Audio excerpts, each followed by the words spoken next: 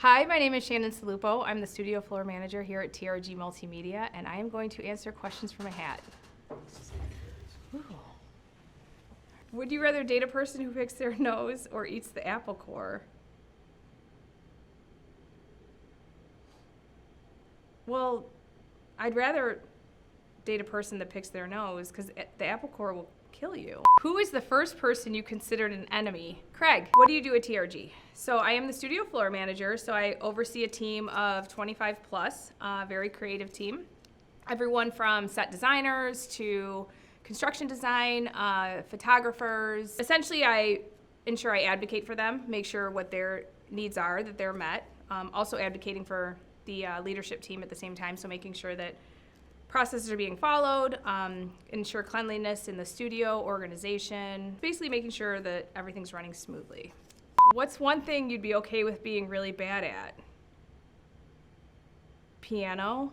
You wouldn't want to be bad at being a murderer. No, I'd want to be good at being a murderer. Okay. Yeah, I'd want to be bad at playing piano. How many books do you read a month? Not one. None. I read the whole internet almost every night before I go to bed, but I never read books. How does managing a creative team differ from your past experience managing a team of non-creatives? So this is a great question. So in the past, I've managed teams generally in the hospitality world, large teams, so 150 plus, but processes are very easy, right? They're very step by step, and you do this and then you do that, and it's just very task oriented. Creatives have an unlimited ability to just create, so you never know what you're going to get. So one day it could be, let's bring a flock of seagulls in. We'd like to paint the entire building pink, or we want to build a candy wall. You just never know what you're going to get. So it's a little bit different because you want to ensure that their needs are met, but also their expectations are met. So it's definitely a different vibe managing a team of creatives.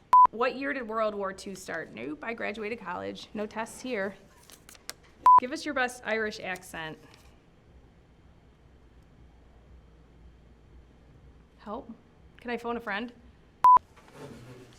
Right there is our This magic moment. Okay, what are we talking about?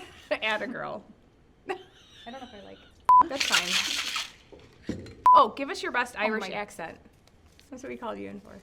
I don't have an Irish accent. Wait, that's How do you strain your ice? It's very dirty.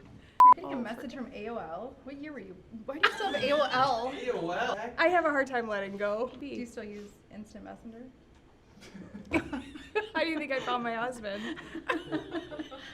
Where do you go other than home when you need time to decompress? The bar. When the majority of your team is working on set or on location, how have you prioritized communicating with your team and making sure that everyone is on the same page? So I have a large team. I have about 25 people, so it's important to stay in communication. So in the morning we have a stand-up meeting at 8:45 where we talk about the day. And then throughout the day there's plenty of opportunities to touch base. So whether it's walking through the studio, communicating through our walkie-talkies, through Teams, messaging them individually when necessary, we are always having conversations and just making sure they have everything they need to complete their tasks, and everybody's up to speed on what's necessary in the studio itself so that we can get things moving. Let's just say you drop some money on the ground. What amount is not worth the hassle of bending over to pick it up? There isn't. I would pick up a penny in a urinal. I don't give a f***. What was your most coveted toy as a child? Oh man, a puppet. I had these puppets that hung from my window. Like sock puppet? No, it was like marionette What was puppets. this? Just my whole life, they were like hanging from my window. Yeah, was this the Dust Bowl? It was- Where did you grow up with marionettes? In Lakewood, Ohio. I don't know. What's one conspiracy theory you kind of believe in? All of them. Every single one. Everyone. Do you want me to list them? Have you ever owned a pager? Yes, and I would kill for the times to come back where you owned a pager, and that was the only way for someone to reach you, is when you pulled off the side of the road, went to a payphone and called them back, which you never did.